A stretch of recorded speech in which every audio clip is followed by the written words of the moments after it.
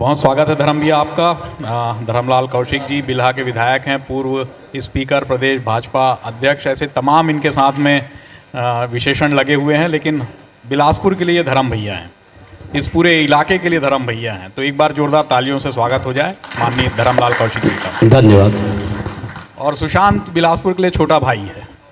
ये कुछ भी हो जाए, बिलासपुर से इसका जुड़ाव या इस इलाके से इसका जुड़ाव ऐसे ही है कि ये आज भी लोगों का भाई है, आज भी लोगों के लिए उतनी ही तत्परता से ये खड़ा दिखता है कि इसको लगता ही नहीं कि वो विधायक है या नहीं। लेकिन आज ये इस मंच पर इस विधायक की हैसियत से है। मैं स्वयं बहुत गर्व करता हूँ क्योंकि ये मेरा जूनियर रहा है और एक छोटे भाई जैसा स्नेह मुझे इससे मिला है। तो बहुत स्वागत है सुशांत आपका। बहुत धन्यवाद विश्वेश जी। तो दोनों आदरणीय आप दोनों जनप्रतिनिधियों से एक पहला जो सवाल है इस समय सबके मन में है कि 1.5 साल से आपकी पार्टी की सरकार, क्या जो घोषणा पत्र में बातें कही गई थी, क्या जो कांग्रेस से लड़ते समय जो बातें कही गई थी पिछले 5 साल में, वो कितनी पूरी हुई? धर्म भैया। निश्चित रूप से हम यदि 1.5 साल के भारतीय जनता पार्टी की सरकार, जिसके मुखिया विष्णुदेव साय जी हमारे मुख्यमंत्री के रूप में काम कर रहे हैं, और उसमें जो दिया गया है आपने टैग लाइन कि विष्णु जी का जो सुशासन है और मोदी जी का क्या है गारंटी, यदि 1.5 साल में इस बात को हम यदि चर्चा करें तो जो सरकार पहले चल रही थी और जिसकी मेजॉरिटी थी कांग्रेस की सरकार की, भूपेश बघेल की सरकार की, उस सरकार को अपदस्थ करने के लिए हम लोगों ने जनता के बीच में गया और जाकर के अपने घोषणा पत्र भी जारी किए और उनके कुशासन के मुद्दा को भी हमने जनता के बीच में रखा। नगरीय निकाय में जिस प्रकार से हमारे 10 के 10 महापौर जनता के द्वारा चुने हुए जनप्रतिनिधि ये भारतीय जनता पार्टी को जिता करके लोगों ने दिया है। हम नगर पालिका में, नगर पंचायत में, हम जिला पंचायत के 32 जिला पंचायत के अध्यक्ष बनाने में हम सफल हुए हैं। मतलब जनता ने साल भर के बाद में यह मुहर लगा दिया कि भारतीय जनता पार्टी की विश्वसनीयता है, और इसलिए हम पंच से लेकर के पार्लियामेंट तक, पार्षद लेकर के प्रधानमंत्री तक यदि किसी को बुलंद किया है तो ये भारतीय जनता पार्टी को बुलंद किया है छत्तीसगढ़ के जनता ने। मैं उसके लिए आभार व्यक्त करना चाहता हूँ। ये हमारी विश्वसनीयता। तो ये ऐसे में आपकी जिम्मेदारी भी बढ़ जाती है, जब पंच से लेकर पार्लियामेंट तक के आपकी सरकार होती है तब निश्चित रूप से आपकी जिम्मेदारी भी बहुत बढ़ जाती है। तो आने वाले समय के लिए भी उतनी ही जिम्मेदारी से आपको काम करना पड़ेगा। सुशांत, यही सवाल मेरा आपसे है कि जो 1.5 साल की सरकार है, युवाओं को फोकस रख के आपको क्या लगता है, क्योंकि हम आपसे बात कर रहे हैं कि युवा प्रतिनिधि के तौर पर, युवाओं को फोकस रख के सरकार ने इस 1.5 साल में क्या काम किया? जब आपने युवाओं का विषय किया है तो आपने घोषणा पत्र का विषय किया। मैं आपको सुधारता हूं, घोषणा पत्र नहीं, हमारा संकल्प पत्र था। और संकल्प की प्रतिपूर्ति के रूप में हमने आज 16 महीने जब हम चल रहे हैं अपनी सरकार के, तो हम 80% से ज़्यादा की अपनी संकल्प की पूर्ति कर चुके हैं। आपने युवाओं के प्रति प्रश्न पूछा। खेलों में 5 सालों तक जिन्होंने खेल अलंकरण नहीं कराए उसको हमने पुनः प्रारंभ कराया है। हम खेल की अधोसंरचना पर, व्यवस्थागत ढांचे की मूलभूत व्यवस्थाओं को बढ़ा रहे हैं। रोजगार की व्यवस्थाओं के साथ सरोकार जोड़कर हम व्यवहारिक व्यवस्थाओं को आगे बढ़ा रहे हैं। एक छोटा उदाहरण अभी आपके सामने बीएड शिक्षार्थियों का आया होगा कि सरकार ने न्यायालय के आदेश के साथ उनके साथ सद्भावना रखते हुए कितने त्वरित गति से निर्णय लिया। आपको ध्यान दिलाना चाहता हूं कि पिछली सरकार में थाने नीलामी पर तहसील गिरवी थे, परीक्षा केंद्र बोली के आधार पर चलती थी, और ऐसी व्यवस्था को सुधारने के लिए एक इच्छा शक्ति चाहिए जो माननीय विष्णुदेव साय जी की सरकार में है, और वो त्वरित गति से धरातल पर उतर भी रही है। अब चूंकि न्यायधानी संवाद है, हम न्यायधानी में बैठे हैं और आप लोग इस न्यायधानी के इर्द गिर्द के बड़े जो विधानसभा क्षेत्र हैं उसका प्रतिनिधित्व करते हैं। तो एक अभी हम जब चर्चा कर रहे थे तो एक ने कहा, हमारे पैनलिस्ट ने, कि रायपुर और बिलासपुर के बीच में पहले 60-40 का फ़र्क था, अब 10-90 का हो गया है। क्यों ऐसा व्यवहार बिलासपुर के साथ होता है? क्यों ऐसी स्थिति बिलासपुर के साथ में है कि ये 90 और 10 का सवाल उठ जाता है? देखिए, बिलासपुर में एक स्मार्ट सिटी माननीय मोदी जी के नेतृत्व में दिया गया, और पिछले 5 सालों में सर्वाधिक भ्रष्टाचार स्थापित करके बिलासपुर को रोकने का काम किसने किया? पूर्ववर्ती सरकार ने। आप बात कर रहे हैं आज विकास बाजारवाद की तरफ है, तो जहां बाजार मिलता है, क्योंकि रायपुर के साथ एक भौगोलिक व्यवस्था है। नहीं, मैं इंफ्रास्ट्रक्चर डेवलपमेंट की पूरी बात आपकी कर रहा हूं, बाजारवाद के साथ जुड़ा हुआ है। और चूंकि रायपुर के साथ एक भौगोलिक लाभ है उसको, कि उड़ीसा का आधा बाजार वो केंद्रित करता है, महाराष्ट्र तक को प्रभावित करता है। तो आप इस बात को समझें कि विकास में बिलासपुर के साथ कभी पक्षपात नहीं हुआ। एक छोटा उदाहरण आपको देता हूं कि पिछले 5 सालों में विकास की गति बिलासपुर में कैसे रोकी गई। पूर्ववर्ती सरकार के मुख्यमंत्री बिलासपुर आते हैं, बिलासपुर नगर निगम के तत्कालीन महापौर 100 करोड़ की मांग करते हैं, वो 10 करोड़ की घोषणा करते हैं, और 1 वर्ष बाद 61 लाख रुपए नगर निगम की सरकार को दी जाती है। ये दस्तावेजी प्रमाणीकरण में। तो जब बिलासपुर के साथ ऐसा पक्षपात और विकास के रथ को रोका जाएगा, तो कहीं न कहीं विकास का एक समय होता है, उस गति को अगर रोका जाएगा तो उसकी परिणति होगी कि कहीं न कहीं आपको दिखेगा अंतर बढ़ते शहरों के साथ। हाँ, आपने अभी एक पत्र लिखा कि यहाँ पर एयर सुविधा जो है उसको बेहतर किया जाए, यहाँ से जो बंद हो रही है फ्लाइट्स उसको, तो ये भी तो आखिर विकास का रुकना। मैं आपको स्पष्ट कर दूं कि मैंने जो पत्र लिखा है उस पत्र में पुराने समय में जो बुनियाद रखी गई वही विसंगतिपूर्ण है। मैं आपको स्पष्ट कर दूं, बिलासपुर एयरपोर्ट माननीय मोदी जी की देन है, और तब थी जब बिलासपुर से मांग नहीं हुई थी। उड़ान में जोड़ना माननीय मोदी जी ने जोड़ा उसको, यहाँ से हवाई सुविधा चालू की माननीय मोदी जी ने की, और तब की जब यहाँ पर हमारे दल की सरकार नहीं थी। अच्छा, धर्मलाल कौशिक जी की जब भी कार्यकाल की बात आती है या जब ये स्पीकर थे तब की बात आती है, तो बिलासपुर रायपुर 4 लेन जो है वो आपके हिस्से जोड़ा जाता है। वो एक अहम जो बड़ा विकास का काम है, वो उसको ये कहा जाता है कि इसमें आपका प्रयत्न था। लेकिन जिस तरीके से वो सड़क की स्थिति रही, जिस तरीके से वो बार बार खुदती रही, अभी भी कई जगह पर वो इस तरीके से है, तो आपको लगता नहीं कि गुणवत्ता कहीं पर वहाँ पर इफेक्टेड हुई उस सड़क को बनाने में? इतनी महत्वपूर्ण सड़क। इस पर गुणवत्ता की कहीं बात नहीं है। आप हर सड़क को जब बनाई जाती है तो उसका एक मापदंड तय रहता है कि कितने उसमें टन की गाड़ियाँ चलेगी, और ये नेशनल हाईवे है। नेशनल हाईवे केवल स्टेट की गाड़ियाँ नहीं है, अदर मतलब नॉर्थ से लेकर के साउथ तक की गाड़ियाँ चलती है। गाड़ियों की स्थिति ये है कि आपको यदि क्रॉस करना है तो आपको इंतज़ार करना पड़ेगा, आपके पूरे सड़क में गाड़ियाँ रहती हैं। ये स्थिति है गाड़ी की। और जो दबाव है,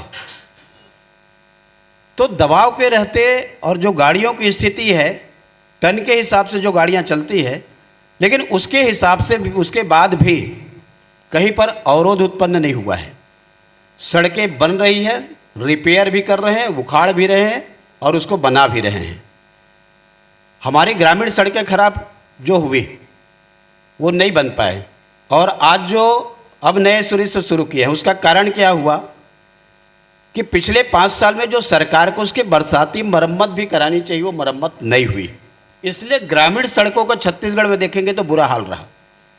लेकिन नेशनल हाईवे को जो हम देख रहे हैं, और मुझे तो कहने में कोई संदेह नहीं है, जिस प्रकार से देश के यशस्वी प्रधानमंत्री मोदी जी का जो दृष्टिकोण है और हमारे गडकरी जी जो सड़कों के ऊपर में काम कर रहे हैं, तो सारे स्टेट में हिंदुस्तान में देखेंगे तो आपको नेशनल हाईवे ही दिखाई देने लगेगा, और उसके ऊपर अब प्रदेश करीब करीब डिपेंड होने जा रहे हैं। आपका तो कम क्षेत्र आता है बिलासपुर में, बेलतरा बहुत लगा हुआ है और सुशांत यहाँ की राजनीति करते हैं, तो इसलिए मैं एक सवाल पूछना चाह रहा था कि इस शहर के बीच से नदी गुजरती है।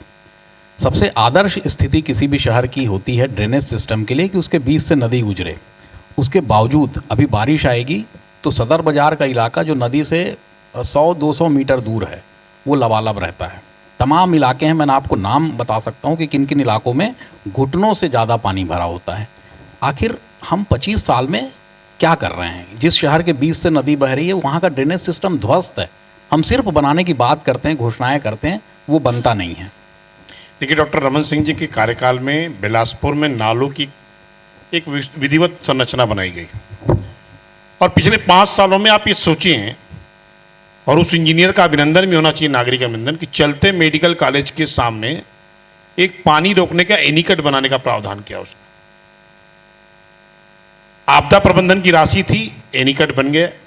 डीपीआर फेल है क्योंकि नाली के निकासी की व्यवस्था आज दिनांक तक उस पूरे प्रोजेक्ट में नहीं जोड़ी गई। इसी सब मैं आपको जब बार बार कहता हूं कि बुनियाद बिगाड़ दी गई बिलासपुर के पिछले 5 सालों में। नहीं, पिछले 5 साल की नहीं, आपकी 15 पूरी साल बात कर आपकी रहा हूं। सरकार रही। तो मैं यही बोलना चाह रहा हूँ, जब एनीकट, आप ज्वाली नाला की जिस बात करते हैं, आप तो शहर के बासिंदे हैं, तो ज्वाली नाला का कनेक्शन जाके पचरी घाट पर रुकता था और वहां पर एनीकट बना दिया गया है।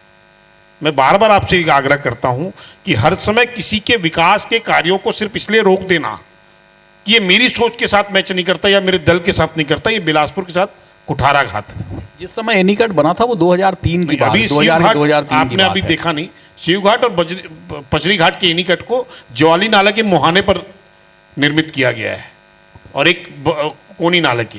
तो मैं आपसे बार बार कहता हूं कि जिस नाले की निकासी नदी की तरफ थी और उसको शहर के बाहर निकालने की योजना पूर्ववर्ती हमारे डॉक्टर रमन सिंह जी को, बिलासपुर विधायक अमर अग्रवाल जी के नेतृत्व में, धर्मलाल जी के नेतृत्व में बनाई गई, उसको रोककर बदल दिया गया। तो मैं यही कह रहा हूं कि कोई योजना चली है तो वर्षों के लिए चलती है, तो उस योजना को रोक देना सिर्फ इसलिए कि उसमें उनका भ्रष्टाचार सिद्ध नहीं होता।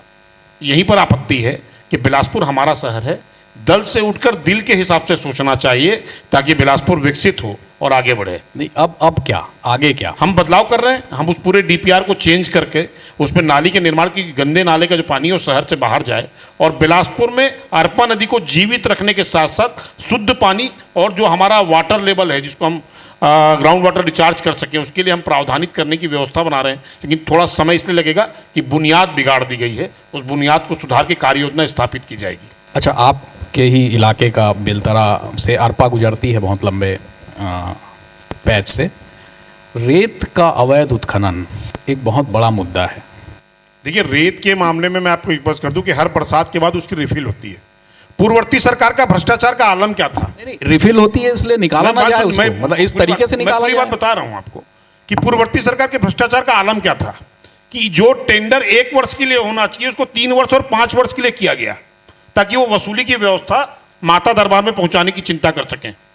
मैं बार बार आपत्ति इस बात पर करता हूं कि भ्रष्टाचार करना, कोई रेत घाट नीलामी होगी तो 12 महीने के लिए कीजिए, सरकार का प्रावधान भी है। और अभी आप देखेंगे कि सर्वाधिक ज्यादा रोक अरपा नदी पर बेलतरा विधानसभा, तखतपुर, ये जो हिस्सा आता है यहां पर हम रोक लगी हुई है।